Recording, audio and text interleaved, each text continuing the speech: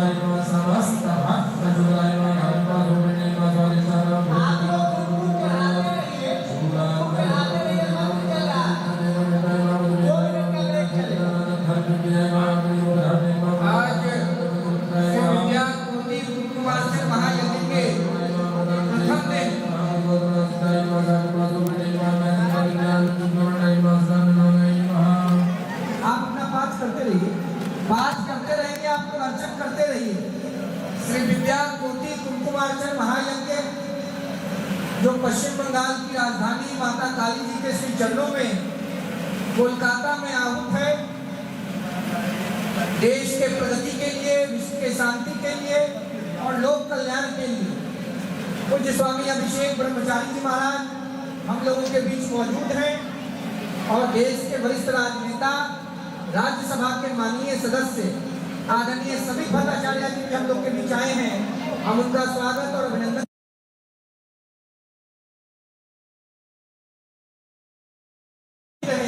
इसकी आकांक्षा है। पूज्य स्वामी जी के संवर्धन में, संरक्षण में, देश भर में भारत माता के प्रगति के लिए, विश्व के शांति के लिए और गरीब वर्ग के कल्याण के लिए यह आयोजन प्रत्येक वर्ष देश के प्रत्येक नगरों में, गांवों में, जिलों में किया जा रहा है।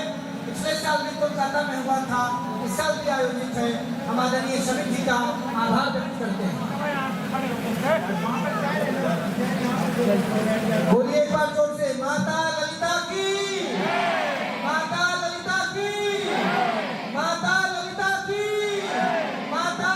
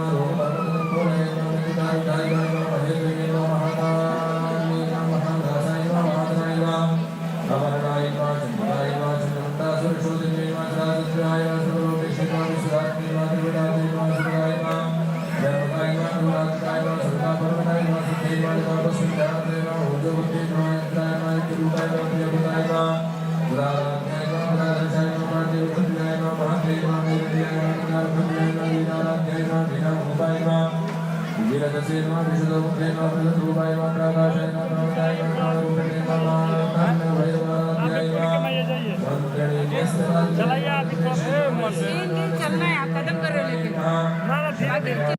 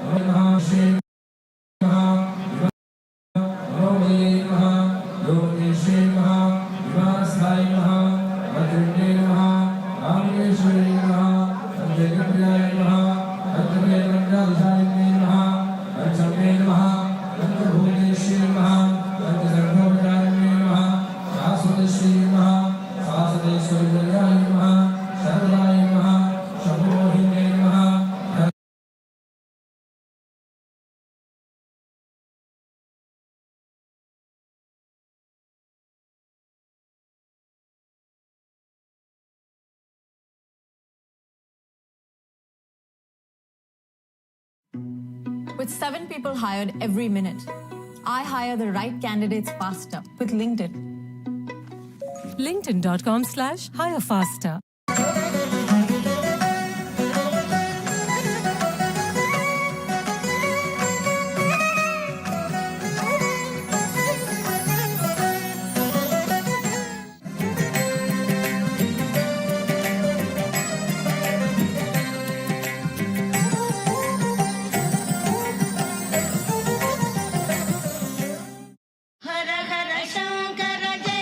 జగతాం గురవో నిత్యం శంకరాచార్య రూపిణః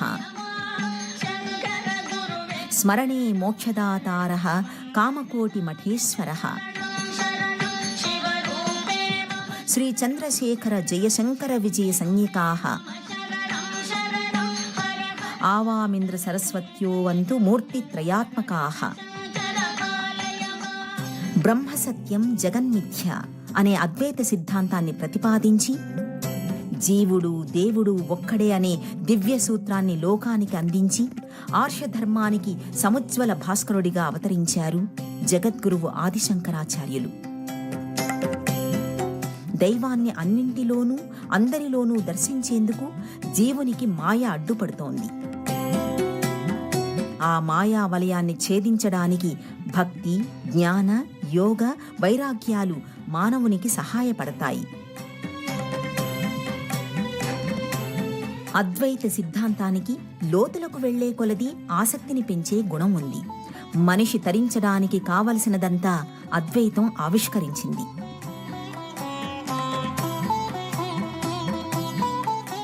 అలాంటి అద్వైతానుభూతిని భారతీయ ఆధ్యాత్మిక జగత్తుకు అమూల్యమైన కానుకగా అనుగ్రహించిన అపర శంకరులు ఆదిశంకరాచార్యులు.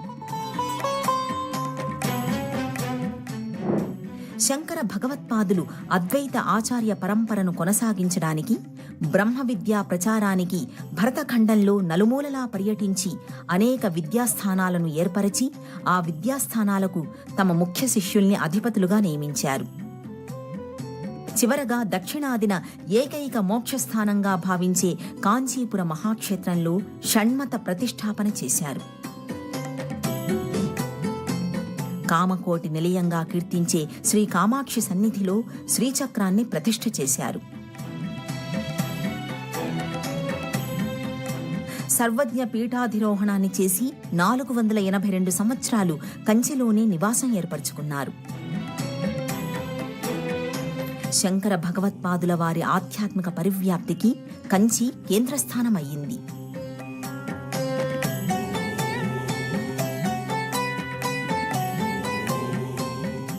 అవిచ్ఛిన్న పరంపరలో విరాజిల్లుతోన్న శ్రీ శంకర భగవత్పాదాచార్య మూలాంనాయ సర్వజ్ఞపీఠం శ్రీ కంచి కామకోటి సంస్థానంగా వర్ధిల్లింది.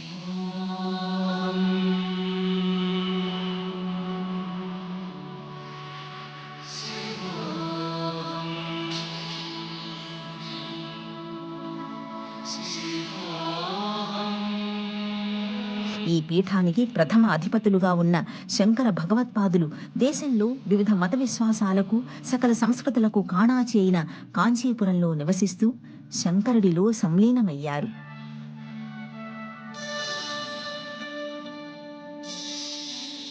మోక్ష విద్యకు మూలపీఠం కంచి క్షేత్రంలో భాసిల్లే కామకోటి పీఠం. సకల విద్యలకు పట్టుగొమ్మైన కామాక్షీదేవి, ఏకామ్రనాథుడు, వరదరాజ పెరుమాళ్ కొలువైన దివ్యస్థానం కంచి. ఈ ముగ్గురిని దర్శించుకోవడంతో పాటు సద్గురు సేవాభాగ్యం పొందాలంటే కామకోటి పీఠాన్ని దర్శించుకోవాల్సిందే.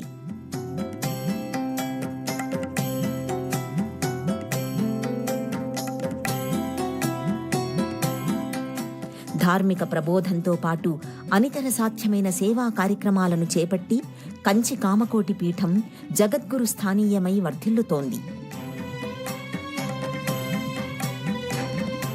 జగత్కామ కళాకారం నాభిస్థానం భువః పరం పదపద్మస్య కామాక్ష్యాః మహాపీఠముపాస్మహే. సమస్త భూమండలానికి నాభిస్థానం కాంచీపుర క్షేత్రం. అక్కడ కొలువైన కామాక్షీదేవి పదసన్నిధిలో ఆదిశంకరులు స్థాపించిన కామకోటి మహాపీఠం 2500 సంవత్సరాల నుంచి భారతావనికి ధర్మ మార్గాన్ని ప్రబోధించడంలో కీలక భూమిక పోషిస్తోంది. ఆస్తికులకు, ఆధ్యాత్మిక పిపాసులకు, ముముక్షువులకు మోక్ష మార్గదర్శనం చేస్తోంది.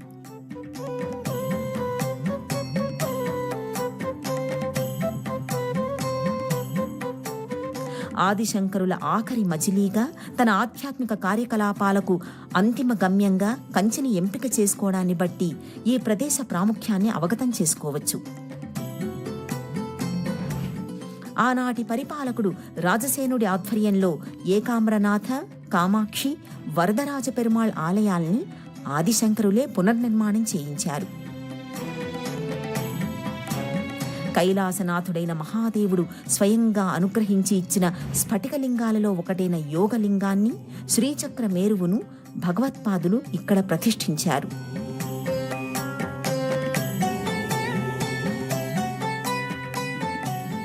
శంభోర్మూర్తి చరతి భవనే శంకరాచార్య రూప. కాలటి అని కేరళ దేశంలో ఆయన అవతారం చేసి 32 వయసు లోపల యావత్ భారతం వారు సంచార పూర్తి సమయంలో కంచికి వచ్చి శ్రీచక్రం స్వయమాలికత్ అని కామాక్షం వారి యొక్క సన్నిధిలో శ్రీచక్ర ప్రతిష్ట స్వయంగా చేసి ఆ కంచి కామకోటి పీఠం ద్వారా ధర్మ ప్రచారం చేయటానికి వారే మొదటి గురువు గారుగా ఉండి అప్పటి నుంచి వస్తున్న ఆ పీఠంలో 68వ పీఠంగా మన శ్రీ శ్రీ చంద్రశేఖరేంద్ర సరస్వతి స్వామివారు, తర్వాత శ్రీ శ్రీ జయంతి సరస్వతి స్వామివారు అని వందే గురు పరంపర అని ఆ గురు పరంపర ద్వారా మన దేశం యొక్క ఉన్నతి కోసము అనేక ధార్మిక కార్యక్రమాలు, విద్య, వైద్యం, వేదం అని భౌతిక విద్యని గ్రామీణ ప్రజలకి మంచిగా నేర్పించాలి, భక్తిపూర్వకమైన విద్యని అందించటము, వైద్యం సర్వేంద్రియాణం నయనం ప్రధానం అని చెప్పి శంకర నేత్రాలయాన్ని ప్రసిద్ధంగా మీకు కంటి ఆసుపత్రులు, నేత్రాలయాలు 10-12 చాలా ఉన్నాయి. ఒక రాజ్యానికి కనీసం ఒక ఐ హాస్పిటల్ అనే ఒక ఉద్దేశ్యంతో ఆ సేవ కంచిపీఠం అందిస్తుంది. అలా వైద్య రంగంలో Hindu hospitals, Hindu mission hospitals అని పెట్టి హార్ట్ ఆపరేషన్స్ అది కూడా జరుగుతున్నాయి. శంకర హార్ట్ ఫౌండేషన్ అని పెట్టి ఆ శంకర హార్ట్ ఫౌండేషన్ ద్వారా తక్కువ ఖర్చుల్లో హార్ట్ ఆపరేషన్స్ కోసం వసతులు డాక్టర్స్ సేవాభావంతో అది చేస్తున్నారు. భారతీయ సనాతన ధర్మంలో కంచి మఠం స్థాపన ఒక మేలి మలుపు. 482 సంవత్సరం వైశాఖ పౌర్ణమి నాడు ఆదిశంకరులు ఈ మఠాన్ని స్థాపించారు. తొలి పీఠాధిపతిగా తానే బాధ్యతల్ని స్వీకరించి శివైక్యం చెందే వరకు కొనసాగారు. తరువాత సురేశ్వరాచార్యులు, ఆపై సర్వజ్ఞాత్మానందేంద్ర సరస్వతి పీఠాధిపత్యం వహించారు. కంచి కామాక్షిదేవి దివ్యానుగ్రహంతో పలుకులు నేర్చి మోక పంచశతిని రచించిన మోక శంకరులు కంచిపీఠానికి 20వ పీఠాధిపతి. ఆదిశంకరుల తరువాత అంతటి ఖ్యాతి గడించారు అభినవ శంకరులు. 38వ కామకోటి పీఠాధిపతిగా అభినవ శంకరులు కీర్తి గడించారు. కాశ్మీరంలో సర్వజ్ఞ పీఠాన్ని అధిరోహించి సర్వజ్ఞ శంకరులుగా ప్రఖ్యాతి గాంచారు. 18వ శతాబ్దంలో కామకోటి 62వ పీఠాధిపతి హయాంలో స్థానికంగా అల్లకల్లోల పరిస్థితులు ఏర్పడ్డాయి. తమిళనాట యుద్ధాలతో సామాజికంగా గందరగోళ పరిస్థితులు ఏర్పడ్డాయి. ఆ తరువాత కంచి ఆచార్యులు కుంభకోణంలో శంకర మఠాన్ని ఏర్పరిచి అక్కడికి కంచి మఠాన్ని తరలించారు. అక్కడి నుంచే పీఠ వ్యవహారాలను కొనసాగించారు.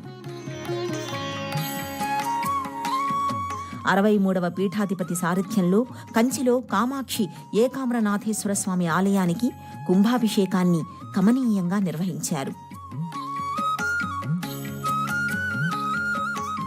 కంచి కామకోటి జగద్గురు పరంపరలో 68వ పీఠాధిపతి శ్రీ చంద్రశేఖరేంద్ర సరస్వతి స్వామి, స్వామినాథన్ అనే పూర్వాశ్రమ నామం ఉన్న పరమాచార్య స్వామి తన 13వ ఏటనే అంటే 1907వ సంవత్సరంలో కంచి